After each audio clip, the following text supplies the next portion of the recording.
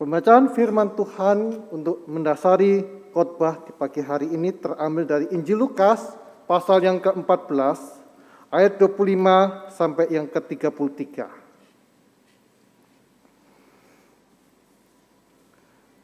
Lembaga Alkitab Indonesia memberikan judul perikop segala sesuatu harus dilepaskan untuk mengikut Yesus. Demikianlah Injil Lukas pasal 14 ayat 25 sampai 33. Pada suatu kali, banyak orang berduyun-duyun mengikut Yesus dalam perjalanannya. Sambil berpaling, ia berkata kepada mereka, "Jikalau seorang datang kepadaku dan ia tidak membenci bapaknya, ibunya, istrinya, anaknya, saudara-saudaranya laki-laki atau perempuan, bahkan nyawanya sendiri, ia tidak dapat menjadi muridku. Barang siapa tidak memikul salibnya dan mengikut aku, ia tidak dapat menjadi muridku. Sebab siapakah di antara kamu yang kalau mau mendirikan sebuah menara, tidak duduk dahulu membuat anggaran biayanya, kalau cukup uangnya untuk menyelesaikan pekerjaan itu. Supaya jikalau ia sudah meletakkan dasarnya dan tidak dapat menyelesaikannya, jangan-jangan semua orang yang melihatnya mengejek dia. Sambil berkata, orang itu mulai mendirikan tetapi ia tidak sanggup menyelesaikannya. Atau raja manakah yang kalau mau pergi berperang melawan raja lain, tidak duduk dahulu untuk mempertimbangkan apakah dengan 10.000 orang ia sanggup menghadapi lawan yang mendatanginya dengan 20.000 orang. Jikalau tidak, ia akan mengirim utusan selama musuh itu masih jauh untuk menanyakan syarat-syarat perdamaian. Demikian pula tiap-tiap orang di antara kamu yang tidak melepaskan dirinya dari segala miliknya tidak dapat menjadi muridku." Berbahagialah setiap orang yang membaca firman Tuhan, yang mendengarkannya, yang menuruti apa yang tertulis di dalamnya. Demikianlah di dalam Wahyu pasal 1 ayat 3. Saudara yang kasih Tuhan, perikop ini termasuk di dalam buku The Hard Saying of Jesus, yang artinya perkataan-perkataan sulit dari Tuhan Yesus. Sekalipun bagian ini tergolong di dalam kategori The Hard Saying of Jesus, tetapi anugerah pertolongan Tuhan akan memampukan setiap kita di sini untuk mengerti dan menghidupinya. Kita mulai dari ayat 25. Di situ dituliskan, pada suatu kali banyak orang berduyun-duyun mengikuti Yesus dalam perjalanannya. Alkitab kita tidak menunjukkan secara spesifik di mana lokasi percakapan ini terjadi. Tetapi lokasi ini adalah dari jarak dari Galilea sampai ke Yerusalem, yaitu di dalam satu perjalanan di mana Yesus berjalan dari Nazaret menuju ke Yerusalem. Mula-mula murid Tuhan Yesus itu hanya 12 orang. Lalu ada tambah orang-orang yang mengikutinya. Orang-orang ada yang kagum dengan apa yang dikatakan oleh Tuhan Yesus. Lalu ada juga mereka yang mungkin mengambil perkataan Tuhan Yesus, menjadikan quote, ditaruh di WhatsApp statusnya mereka, ditaruh mungkin di FB story ataupun juga di IG story mereka, tambah share lokasi. Orang-orang yang melihat update status daripada orang-orang yang berjalan di belakang Tuhan Yesus, memberikan live, thumb up, forward, teruskan, dan jadilah viral. Setelah banyak orang senang dengan quote yang viral, follower makin bertambah dan makin banyak orang berduyun-duyun untuk mengikut Tuhan Yesus. Tapi mereka sebenarnya tidak tahu apa tujuan Tuhan Yesus menuju ke Yerusalem. Mereka ingin lebih dahulu cari tahu yang namanya Yesus itu seperti apa. Yang dengar-dengarnya dia memberikan mujizat itu seperti apa. Kalau dia mengajar, bagaimana dia mengajar. Itulah orang-orang berduyun-duyun. Ketika Tuhan Yesus berpaling melihat banyak orang mengikutinya, Tuhan Yesus tahu bahwa banyak orang tersebut tidak paham tujuan Tuhan Yesus pergi ke Yerusalem. Tuhan Yesus tahu bahwa banyak orang tersebut, banyak yang istilahnya menyerobot, tidak melakukan klik registrasi, tidak membaca baik-baik itu persyaratannya, ada di situ ada bintang dan di situ ada tulisan S dan K berlaku, tapi tidak dibaca.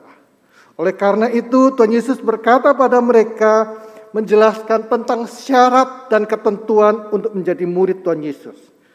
Dan itu dinyatakan 2 kali. Di ayat 27 dikatakan, barang siapa tidak memikul salibnya dan mengikut aku, ia dapat menjadi muridku. Diulangi lagi di ayat 33 sebagai kesimpulan dan penegasan. Yaitu, demikian pula lah tiap-tiap orang di antara kamu yang tidak melepas dirinya dari segala miliknya tidak dapat menjadi muridku.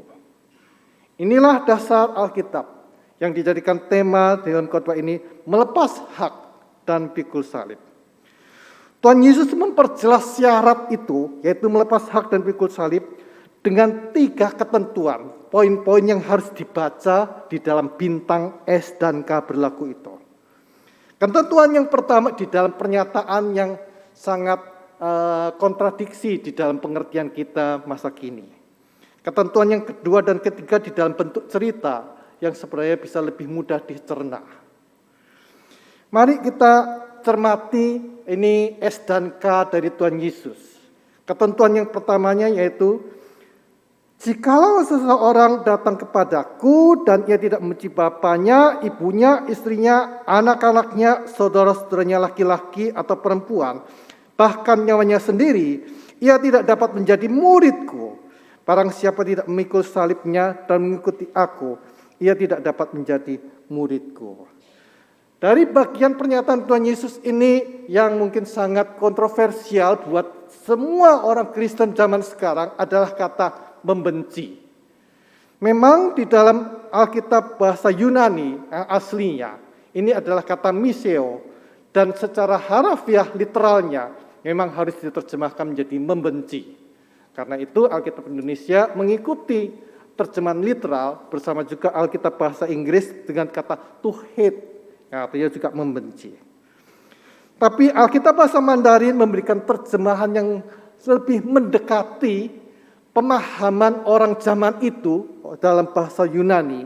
Sekalipun dituliskan itu artinya adalah membenci, tetapi memiliki pemahaman yang kalau dalam bahasa Mandarin dituliskan 人到我这里来，若不爱我生命胜过我自己爱自己的父母、妻子、儿女、弟兄、姐妹和自己的性命，就不能做我的门徒。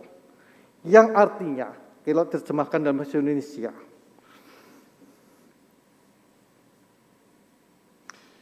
kalau orang datang padaku, jikalau tidak mengasihi aku, melebihi dari mengasihi ayah ibunya sendiri, istrinya, anak-anaknya, saudaranya laki-laki atau perempuan, atau nyawanya sendiri, maka ia tidak dapat menjadi muridku. Setelah di sini sebenarnya yang dimaksudkan adalah hal gradasi, hal prioritas. Untuk memahami ini, saya menceritakan sebuah cerita yang real, yang sering terjadi di dalam kehidupan kita sebagai anak-anak Tuhan di dalam keluarga-keluarga. Sebagai contoh, seorang gadis kecil, ayahnya meninggal di usia mungkin 2-3 tahun. Nah, ibunya merawatnya dan dirawat hingga dia bertumbuh. Ibunya sangat mengasihinya, kemana dia pergi, kalaupun dia naik sepeda motor, anak kecil itu diikat di belakangnya. Ibunya sangat mengasihinya. Sampai anak itu bertumbuh menjadi pemudi, dan pemudi itu tahu bahwa ibunya sangat mengasihinya, dan dia juga sangat mengasihi ibunya. Tiba waktunya untuk menikah. Harus meninggalkan ibunya dan hidup bersama suaminya. Dalam seremoni daripada pernikahan, ibunya sangat terharu dan melepas putrinya untuk menjadi istri. Sekalipun ibu muda itu bisa mengatakan, "Mah, aku masih tetap mengasihimu, aku akan terus mengasihimu." Tetapi kita hidup di dalam batasan ruang dan waktu. Setelah menikah, perhatian daripada gadis kecil itu yang menjadi bertumbuh menjadi pemudi, menjadi istri, perhatiannya sekarang harus beralih sebagian besar waktunya diberikan pada suaminya. Kalau dia dulu pulang kerja, dia bisa katakan, "Mama, aku datang." Tetapi sekarang, 1 minggu mungkin dia harus datang 1 kali. "Mah, minta maaf. Selama ini dengan suami susah karena dia ada sibuk." Jadi sekarang 1 minggu 1 kali. Apalagi kalau dia sudah berpindah keluar kota, yang muncul hanya gambarnya di video call. Saudara, itulah yang terjadi, yang dimaksudkan. Bahwa kasih kepada suaminya itu menempati ranking yang pertama, sementara kasih kepada ibu kandungnya menjadi prioritas keduanya. Nah, setelah yang kasih Tuhan, jikalau kita mengasihi Tuhan Yesus harus menjadi prioritas ranking pertama. Dan segala ikatan yang paling dekat apapun. Di sini Tuhan Yesus sengaja menggunakan gambaran keluarga. Karena keluarga dianggap adalah ikatan yang paling dekat. Segala ikatan yang paling dekat apapun harus menjadi prioritas berikutnya. Dan bahkan kalau ikatan-ikatan itu berupa ikatan-ikatan yang berdosa, harus benar-benar dilepaskan, dibenci. Apapun ikatan itu, ikatan keluarga, maka harus diutamakan bahwa Kristus yang terutama. Setelah kita hidup di dalam dunia yang berdosa, sekali-sekali saya membaca berita yang miris, menyakitkan hati dan cukup geleng-geleng kepala. Saya pernah membaca sebuah berita yang terjadi di Thailand, ada suami yang menyuruh istrinya menjadi wanita tunasusila. Ada orang tua yang menyuruh anaknya untuk kemudian membawa narkoba, menjadi kurir narkoba. Setelah itu adalah ikatan-ikatan keluarga dan mereka harus melakukan karena satu dilema antara mengasihi keluarga dan harus taat pada perintah yang sebenarnya menyimpang. Apapun ikatan-ikatan itu, apakah itu berupa minuman keras, pertemanan, hobi, bahkan pekerjaan saudara yang saudara anggap itu mendatangkan cuan besar, mendatangkan gaji besar. Saudara anggap bisa memberikan pengantara untuk masa depan yang luar biasa. Tapi kalau hal-hal itu merupakan kompromi dan mengantar saudara jauh daripada kekudusan Tuhan, tanggalkan itu. Kalau pekerjaan itu dalam zaman sekarang ada satu dilematis di mana banyak orang mau nggak mau karena tugas daripada kantor harus berpindah-pindah keluar kota. Dan itu sangat dilematis dan banyak keluarga-keluarga mengalami pergumulan karena harus berpisah dengan istri, dengan anak dalam waktu yang lama. Ada yang harus 3 bulan sekali pulang, ada yang 1 tahun 1 kali pulang karena masalah jarak dan biaya yang untuk pulang perginya. Tapi ada juga yang harus 2-3 tahun pulang.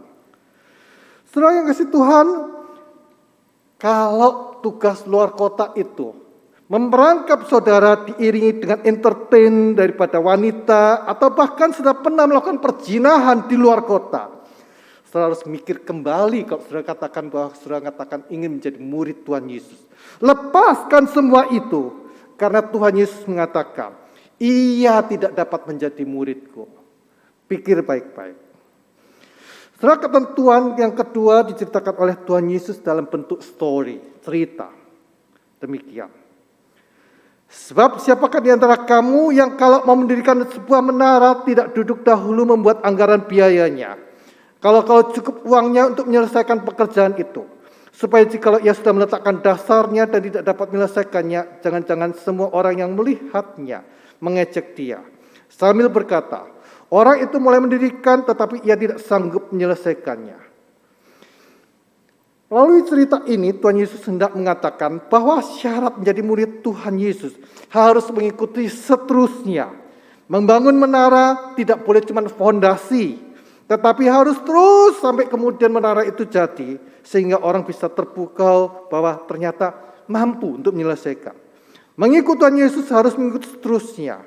Jangan mengikut Tuhan Yesus hanya setengah jalan, yaitu aktif ketika mau katekisasi, kemudian aktif atau mengikuti apa saja kegiatan gereja karena calon istri atau calon suami ada di anggota jemaat Kristus. Jadi karena aturan gereja harus kemudian adaptasi, pengenalan di rayon. Oh iya, karena itu aturannya gereja. Ikojo, gereja Pemao. Tetapi setelah sidi, setelah menikah, tak sedikit yang putar badan. Balik badan ke kehidupan yang lama. Kembali ke penyembahan yang lama. Kalau saudara mau menjadi murid Tuhan Yesus, pikir baik-baik, harus mengikut Tuhan Yesus sampai hidup selesai. Jangan menjadi murid abal-abal, jangan berhenti di tengah jalan. Ketentuan Tuhan Yesus yang ketiga, dalam bentuk juga story, cerita. Atau raja manakah yang kalau mau pergi berperang melawan raja lain, tidak duduk dahulu untuk mempertimbangkan, apakah dengan 10.000 orang ia sanggup menghadapi lawan yang mendatanginya dengan 20.000 orang. Jikalau tidak, ia akan mengirim utusan selama musuh itu masih jauh untuk menanyakan syarat perdamaian. Setelah kasih Tuhan, mengikut Tuhan Yesus adalah satu bentuk peperangan rohani. Karena kita adalah peperangan rohani. Kalau mau mengikut Tuhan Yesus, pikir baik-baik. Lakukan perhitungan baik-baik, pemikiran yang baik, supaya tidak mengalami kekalahan di dalam peperangan rohani. Cari penasihat yang baik, supaya terus bisa mengalami kemenangan di dalam peperangan rohani. Kalau di sana ada musuh, ada 20.000 pasukan, maka harus pikir yang baik, cari bagaimana supaya bisa mengalahkan 20.000 pasukan. Itu maksudnya Tuhan Yesus. Dalam konteks peperangan rohani dengan iblis, kita tidak dapat menanyakan syarat-syarat perdamaian dengan iblis. Yang adalah dalam lagu sekolah minggu katakan iblis musuh kita. Nah, Matius pasal 4 ayat 1-11. Kita bisa membaca bahwa ketika iblis berbicara dengan Tuhan Yesus, iblis hanya memberikan bujukan kepada Tuhan Yesus untuk mau melakukannya apa yang dikatakan oleh iblis kepada dia. Tapi iblis dia menyembunyikan S dan K. Syarat dan ketentuannya itu dia sembunyikan. Dia hanya memberikan iming-iming, memberikan dream, mimpi. Kalau engkau mengubah batu menjadi roti, maka engkau tidak lapar lagi. Kalau engkau mau menyembah aku, semuanya aku berikan kepadamu. Dan kalau engkau kemudian bisa menjatuhkan diri, engkau akan menjadi terkenal. Saudara, itulah iming-iming dari iblis. Dia tidak memberitahukan apa yang terjadi, syaratnya. Kalau kita ingin menjadi murid Tuhan Yesus, kita harus menang di dalam peperangan rohani melawan iblis. Kita harus mengandalkan penasihat ajaib, Allah yang perkasa, Bapa yang kekal, Raja damai.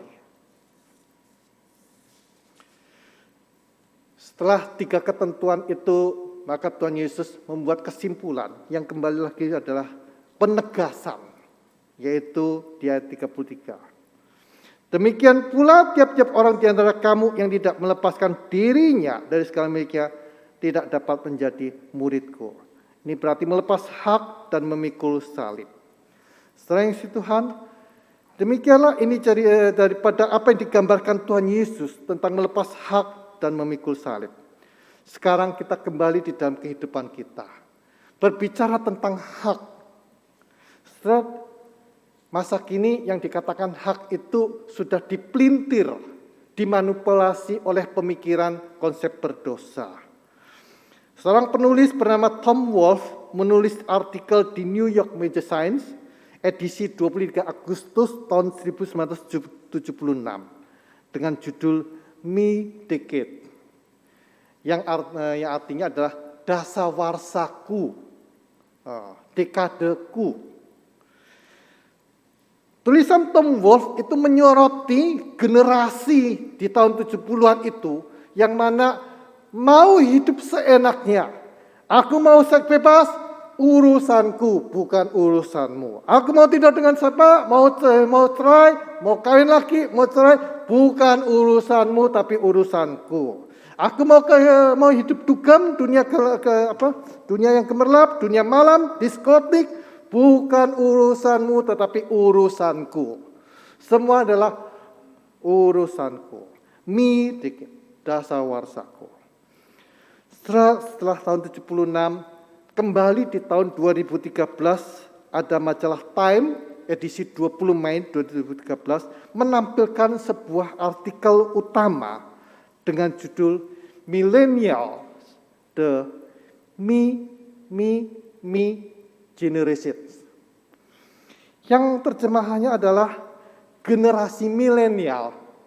Aku.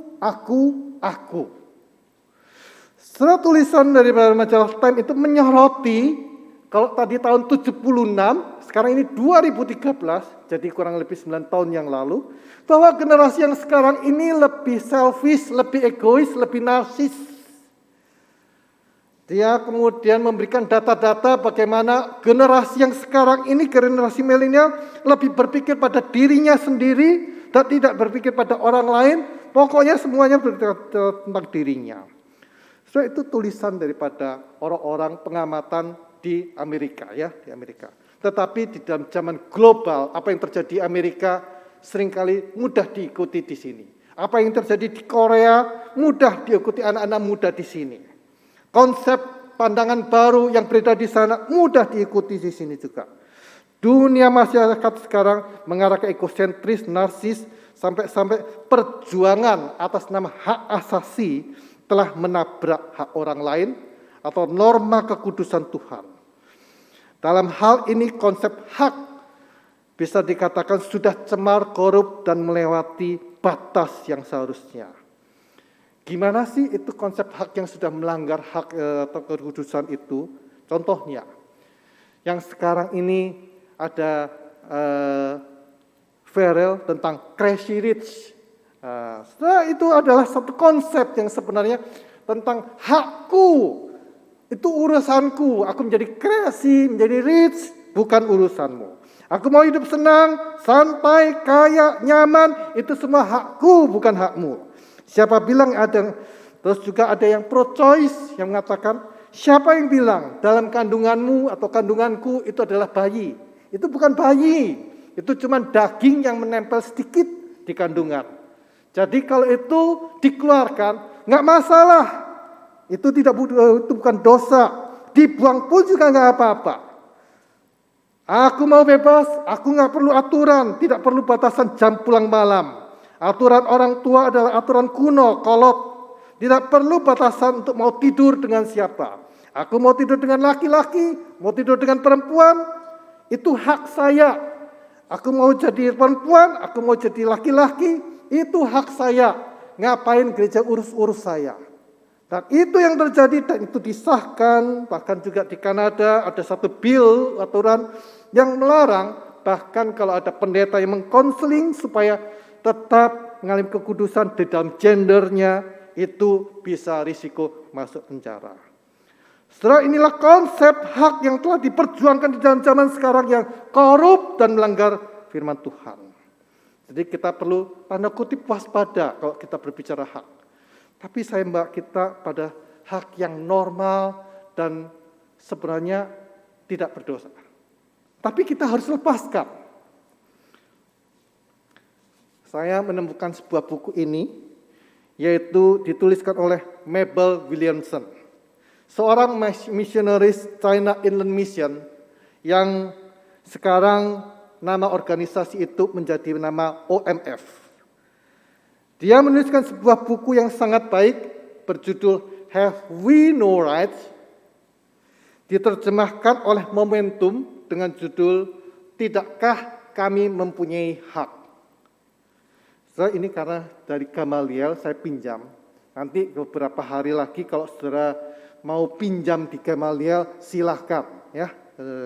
Nanti saya bilang pada Gamaliel supaya taruh di ruang discipleship supaya saudara bisa lihat-lihat ini. Saudara, Mabel menceritakan Bahwa banyak hal yang wajar dan normal, kita anggap itu wajar dan normal, tapi segala hak itu harus dilepaskan oleh Dia. Demi nama Tuhan, demi kasih kepada Tuhan, demi namanya dikenal di Tiongkok. Membaca buku ini mengingatkan saya pada peristiwa-peristiwa unik di ladang.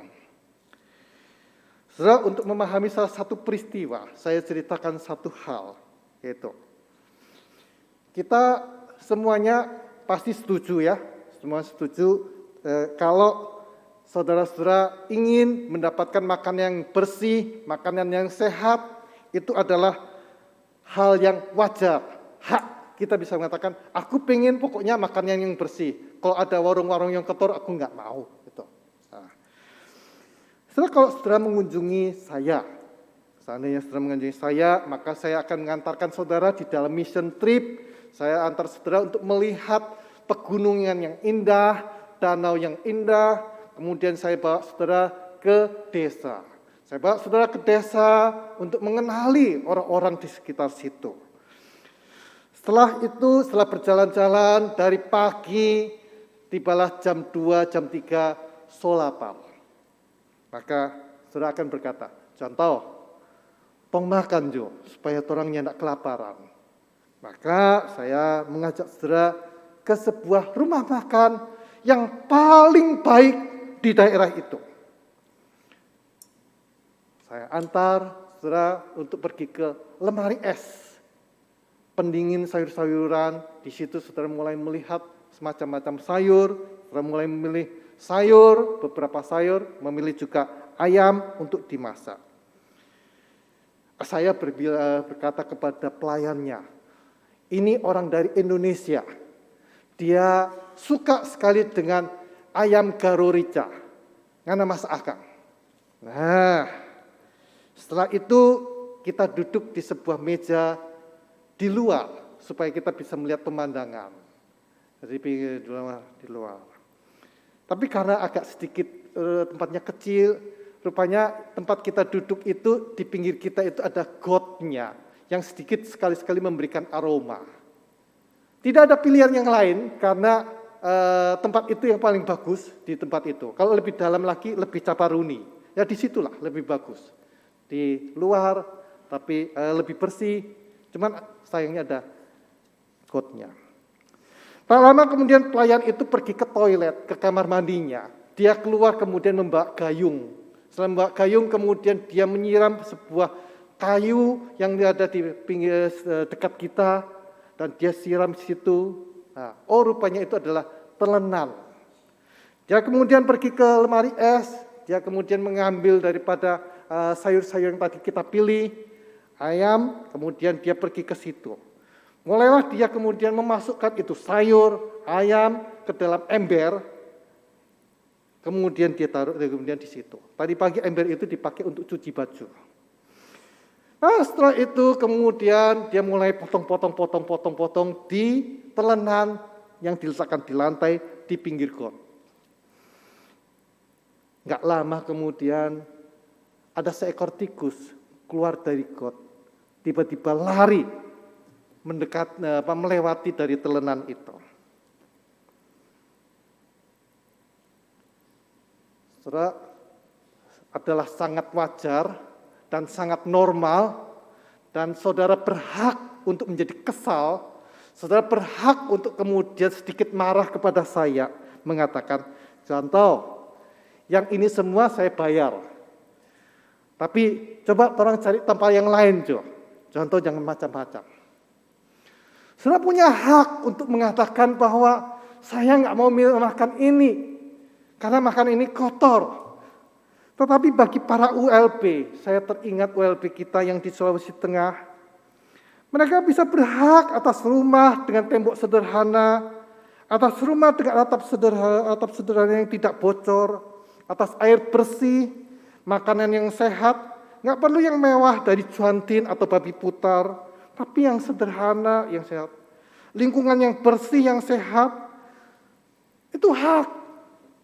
Wajar dan normal. Tetapi di dalam ladang misi, seringkali hal-hal yang kita anggap itu wajar dan normal itu harus dilepas demi pemberitaan Injil Tuhan Yesus. Kita anggap itu normal, kita perjuangkan, kita peroleh di Manado. Tapi bagi mereka, no choice. Itu menjadi dream, mimpi saja. Saudara katakan, Rantau, itu aplikasinya cuma untuk hamba Tuhan. Saya bawa sebuah cerita teman saya, seorang ketua majelis yang adalah pengusaha kecil distribusi teh botol. Setiap hari dia mengatur kerat teh botol, dia ngangkat teh botol itu dari gudangnya, ditaruh di truknya bersama dengan orang kerjanya, 1-2 orang menaruh itu. Setelah itu dia suruh sopirnya itu untuk jalan, untuk kemudian taruh di toko-toko kecil ataupun juga warung-warung. Kalau sopir itu ada upacara agama atau libur atau urusan keluarga, maka rekan saya ini dia harus nyopir sendiri truknya itu. Ketika periode pelayanan ketua majelis selesai, dia juga tetap melayani. Dia cinta Tuhan, dia melayani sebagai anggota tim diakonia. Baik sebagai ketua majelis, ataupun dia sudah turun tidak lagi menjadi majelis, dia tetap mengerjakan satu hal yang sama yang masih saya ingat sampai sekarang. Yaitu setiap kali ada jemaat yang meninggal dunia, dia menelpon saya, Pak, yang kita doakan itu sudah meninggal. Ayo kita ke sana. Pak, yang kita doakan sudah meninggal. Ayo kita ke sana. Setelah di rumah duka itu membuat saya tercengang dan masih mengingat dia. Yaitu dia dengan sigap, dia tanya berkeluarga, ada kain lap atau ada apa, tisu, terus kemudian mana bajunya, dia membersihkan jenazah, memandikan jenazah, mengelapi, sampai memakaikan baju, sampai kemudian memasukkan ke dalam peti.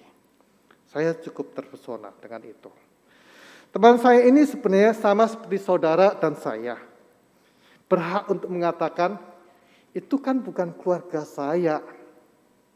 Saya kok punya hak untuk mengurus kerjaan saya. Tapi ia dengan rendah hati sering berkata, Pak Hadi, keluarga itu butuh bantuan, ayo kita pergi melayani dia.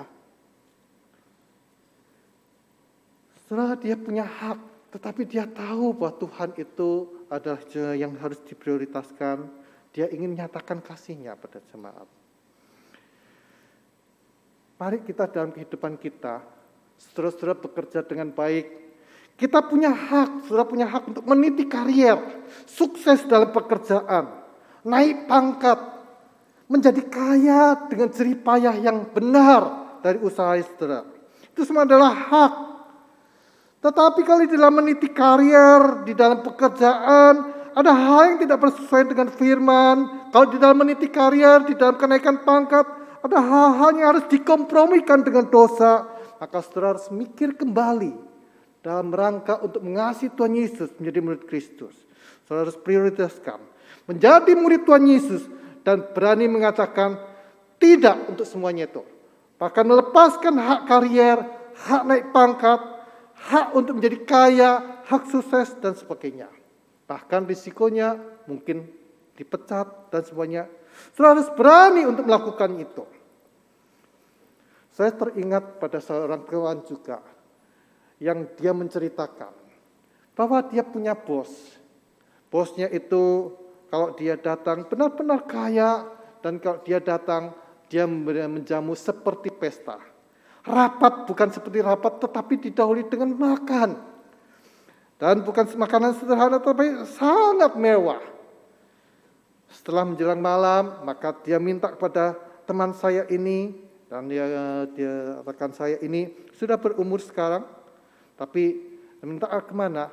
Diantar jalan-jalan. Setelah diantar jalan-jalan, diantar ke hotel dan dia minta untuk menemani di dalam hotel. Saudara, teman saya mengatakan, Pak, sampai di lobi ini ya, berikut di dalam saya nggak ikut. Saudara, rekan saya tahu apa yang akan terjadi di dalamnya dan dia berani untuk mengatakan, Pak, saya sampai di lobi ini, saya nggak ikut lagi yang di dalam. Saya mau pulang, ada istri saya menunggu saya di rumah. Dia berani untuk mengatakan saya sampai di sini. Demi Kristus, demi kekudusan hidupnya, maka dia berani mengatakan itu. Walaupun dia sebenarnya tahu bahwa ada risiko dipecat. Saya teringat lagi pada seorang kawan. Dia mengatakan, Pak, gimana? Dia kasih tahu pada saya, kalau Bapak ikut sama saya, ikut kami semuanya ini, maka tidak lama kok pangkatmu akan naik.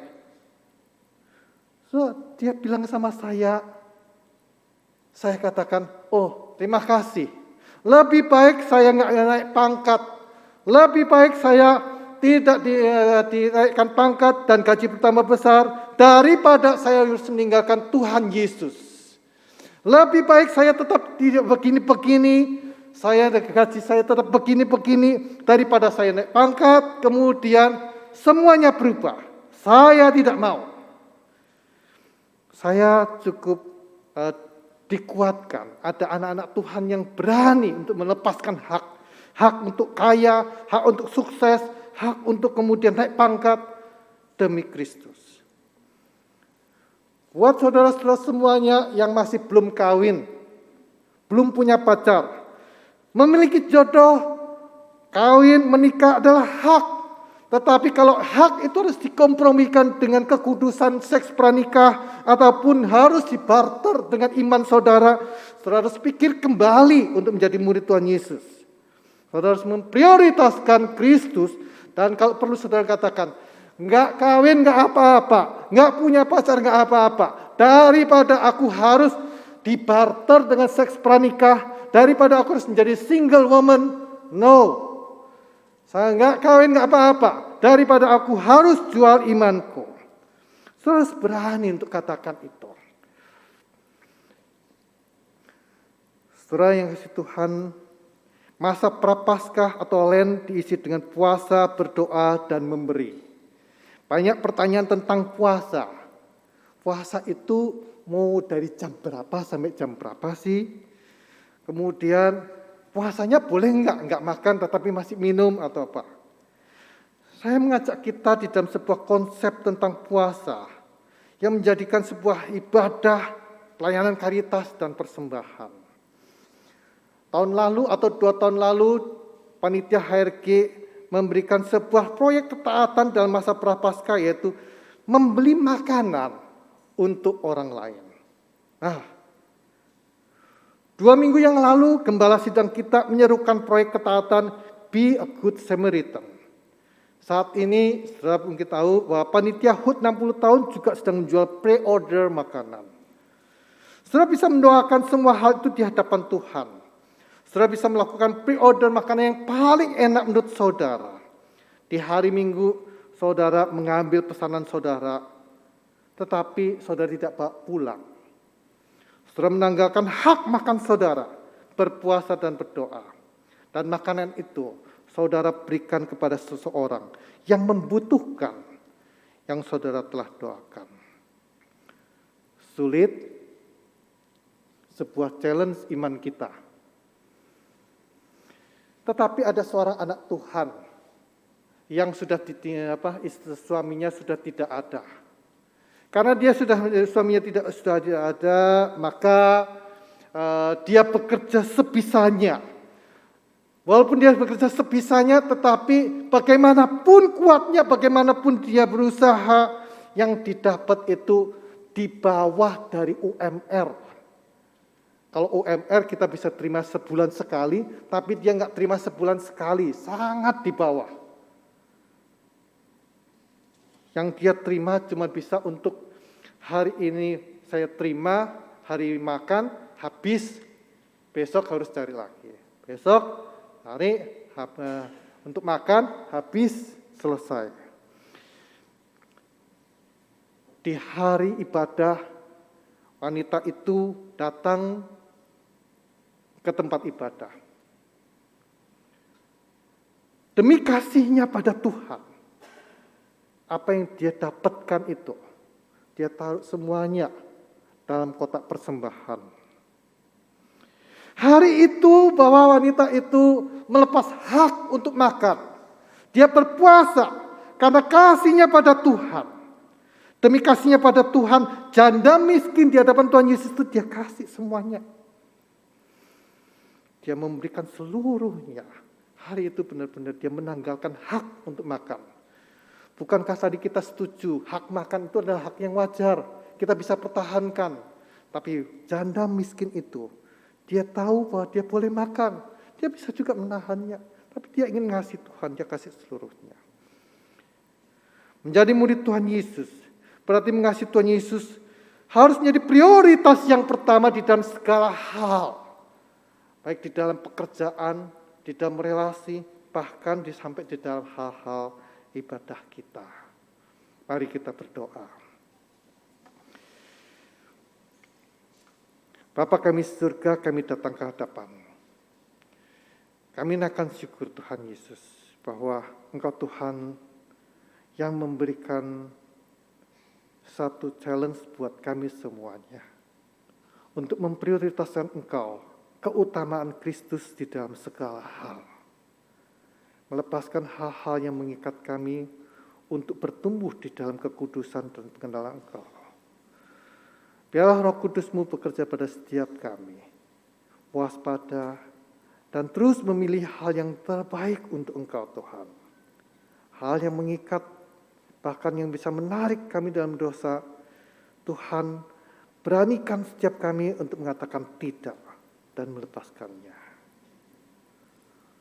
Tambahkan hati untuk makin mengasihi Engkau. Dalam nama Yesus berdoa. Amin.